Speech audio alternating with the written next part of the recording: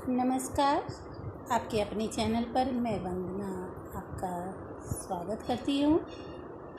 पिछले वीडियो में हमने विभिन्न अवस्थाओं में बालक के शारीरिक विकास का अध्ययन किया था और ये जाना था कि विभिन्न अवस्थाओं जैसे शैशवावस्था, गर्भावस्था, बाल्यावस्था, किशोरावस्था आदि में किस तरीके का शारीरिक विकास होता है। उसी क्रम में मैं यहाँ पर अब शारीरिक विकास को प्रभावित करने वाले कारकों या जिसे कहते हैं तत्वों का यहाँ पे वर्णन करूँगी और ये यहाँ चर्चा करूँगी कि चाहे कोई भी अवस्था हो विकास की, चाहे वो गर्भावस्था हो, चाहे शैशवावस्था हो, चाहे बाल्यावस्था हो, किशोरावस्था हो, कोई भी अवस्था हो, उसमें जो शारीरिक विकास है उसको कौन कौन से तत्व जो है प्रभावित करते हैं और किस प्रकार प्रभावित करते हैं। क्रो एंड क्रो ने तो इस बारे में ये भी कहा था कि स्वस्थ विकास का जो निवास की उत्तम दशाओं से घनिष्ठ संबंध है। जितना भी दशाएं हैं उनसे विकास का जो है निकटतम और संबंध है, इसको मानते हुए हम जो हैं कुछ बिंदुओं पर चर्चा करेंगे, जिसमें सबसे पहला है वंशानुक्रम। बालक का जो वंश है वो किस प्रकार का है, उसी आधार पर उसका शारीरिक विकास होता है, क्योंकि माता पिता के स्वास्थ्य और शारीरिक रचना का प्रभाव जो है वो बालक पर पड़ता है। अगर माता पिता रोगी और निर्बल हैं तो बालक भी वैसा ही रोगी और निर्बल होगा। इसलिए कह सकते हैं कि वंशानुक्रम जो है बालक के विकास को प्रभावित करता है। अगला है वातावरण। क्रो एंड क्रो कहते हैं कि बालक के जो स्वाभाविक विकास में वातावरण का जो तत्व है वो सहायक भी है और बाधक भी है।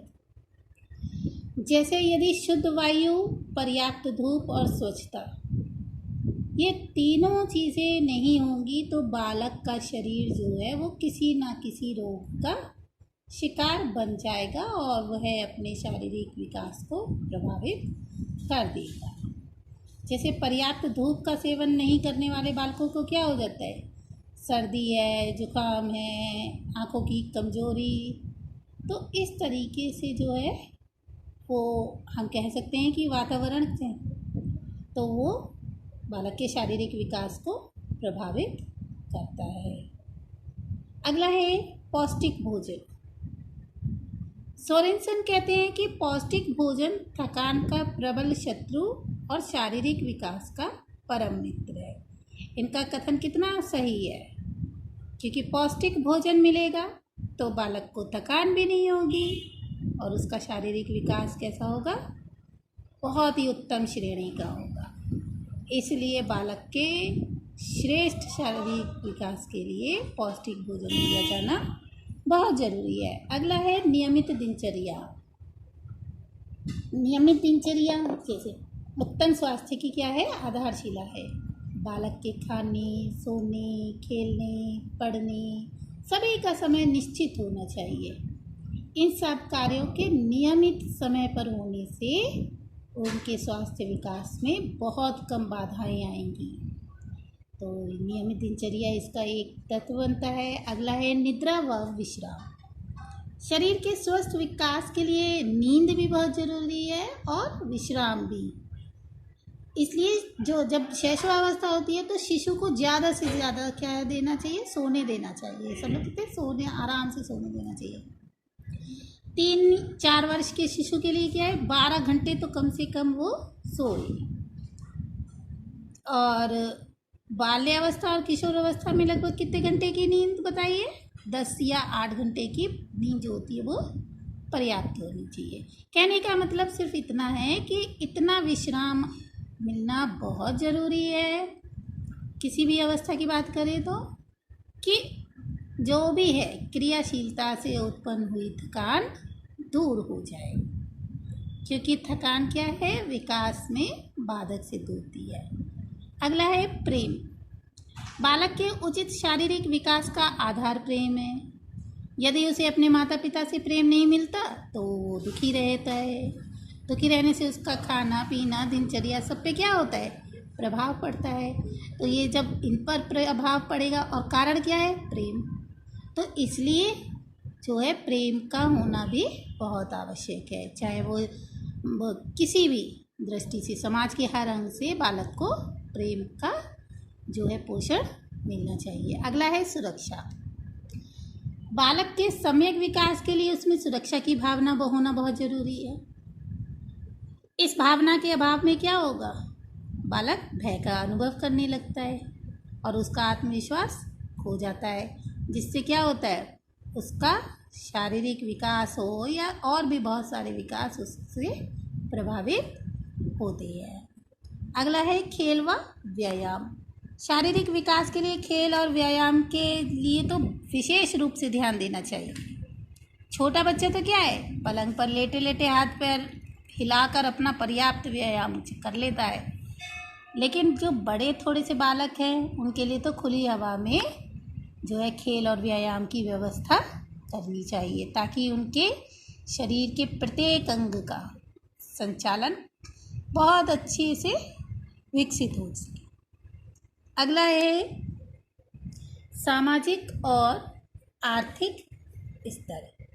जो रिसर्च है वो ये बात सिद्ध कर चुकी है कि जो निम्न सामाजिक आर्थिक स्तर वाले बालक हैं तो उनके जो शारीरिक विकास है उनका थोड़ा कम होता है किनकी अपेक्षा, उच्च आर्थिक और सामाजिक स्तर वालों से।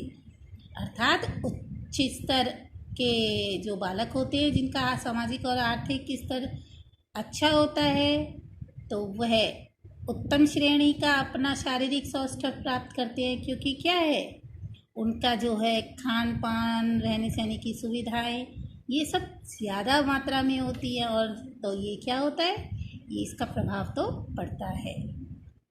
अगला जो इसमें छूट गए थे वो है रोग।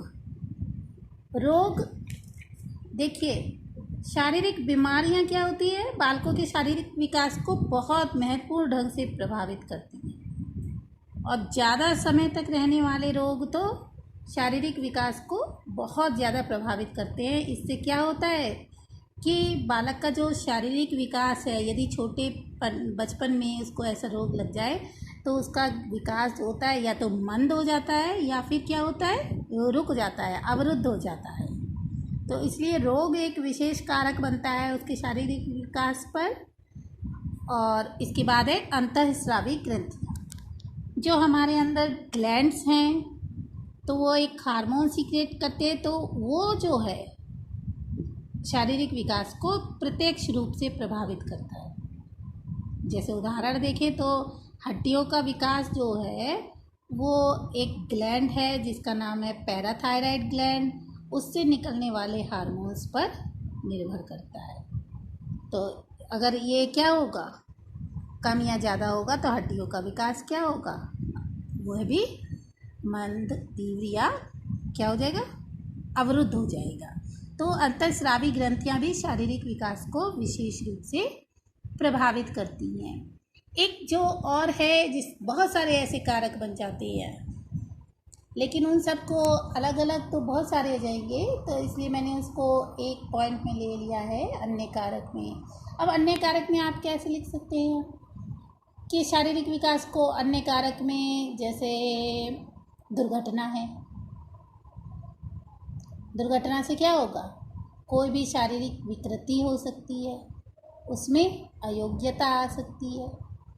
दूसरा और कौन सा उदाहरण लिख सकते हैं, जैसे खराब जलवायु है, किसी जगह की क्या है, खराब जलवायु है, जिसके कारण क्या है, बालक का शारीरिक विकास प्रभावित होता है। या परिवार की रहन सहन का जो गलत तरीका है। एक और है जैसे दोषपूर्ण सामाजिक परंपराएं हैं, बाल विवाह है, तो ये भी शारीरिक